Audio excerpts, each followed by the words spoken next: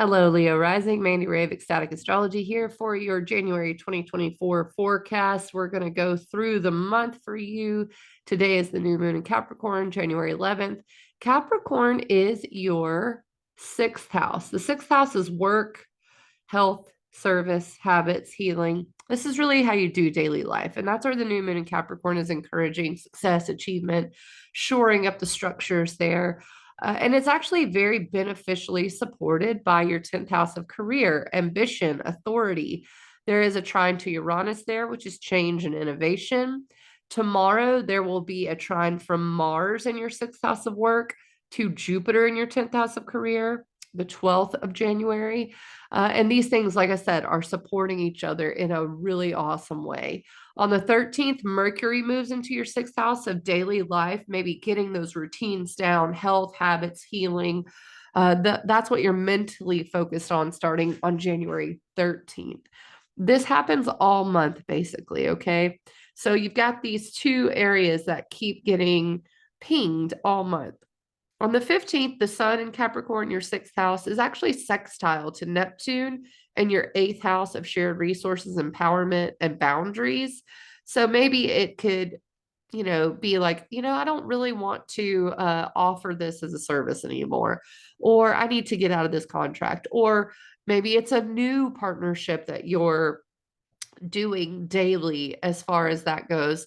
Of course, these things come and go. Sometimes things happen, sometimes it's more subtle. So I wouldn't expect something huge on Monday the 15th. It's just maybe a spiritual inclination with it being Neptune. On the 19th, Mercury in Capricorn. This is your thoughts. This is your sixth house of work, service, health habits, and healing. Your thoughts connect to that area to the 10th house of career with Jupiter, which is expansion. So you're having career, work, daily life, ambition, both of these things working together all month. So that's Friday, the 19th of January. Okay.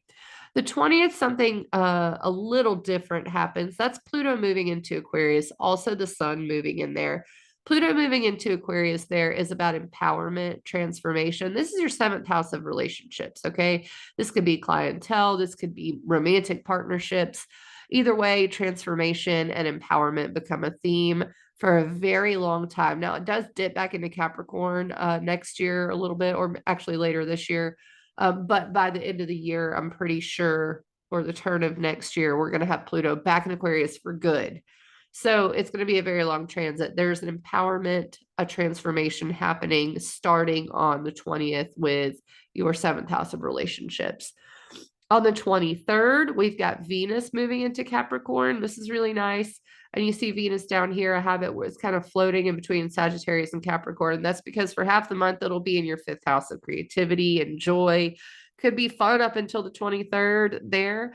And then when it moves into your sixth house on the 23rd, this becomes a time when you are benefited by balance, by beauty, by love. Maybe it's like wanting to dive into your routines, dive into organization, into work. It seems to be a beneficial transit starting the 23rd there. And then the 25th is a full moon in Leo. Leo is your first house of self, identity. So I would expect to be seen in some way. Okay. This is about shining who you are as a person. It is square, this full moon is square to, and we're looking here. Let me go ahead and circle the date we're looking at, full moon in Leo. It's square to Jupiter. Jupiter is in your 10th house of career. Okay. So first house self, 10th house career. Jupiter is a benefic planet. It brings benefit, expansion, abundance. So this, I don't think is going to be a hard square as squares go. It's more like going to be a lot of you being seen, being out, pushing forward into career, into public recognition, into showing who you are, showing up, and having focus put on you, especially from the career area or because of the career area, one of the two. And then what we've got is the 26th, 27th, 28th, and 29th. And those all are really great days. And let me tell you why. We're going to start with Venus and Capricorn. I already said on the 23rd, it moves into your sixth house of work, daily life, and routine, right?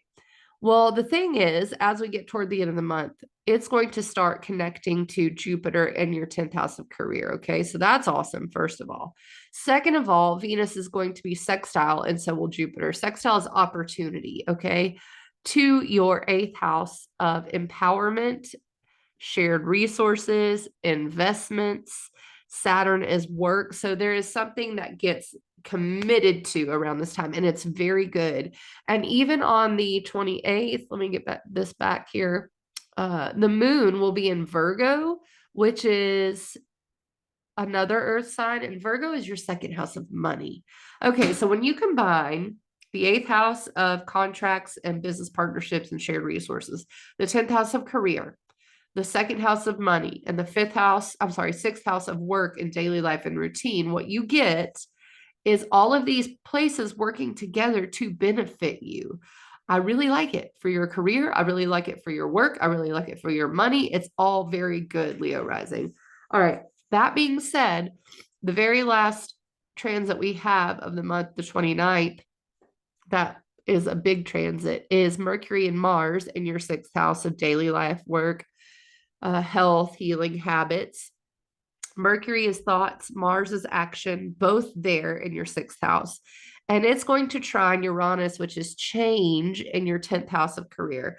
So Uranus is also freedom. Uranus is also unexpected events.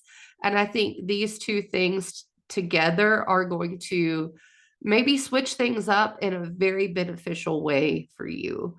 And it may be a change in trajectory. It may be a change in how you go about your daily life. But either way, very beneficial end to the month for Leo rising, especially when it comes to career, money, daily life, and empowerment, boundaries.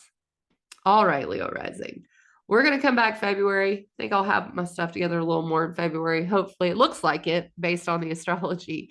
And I will tell you all about February of 2024, hopefully a lot earlier than I was able to tell you about January. So holler at me if you want a session, and I will catch you on the flip side.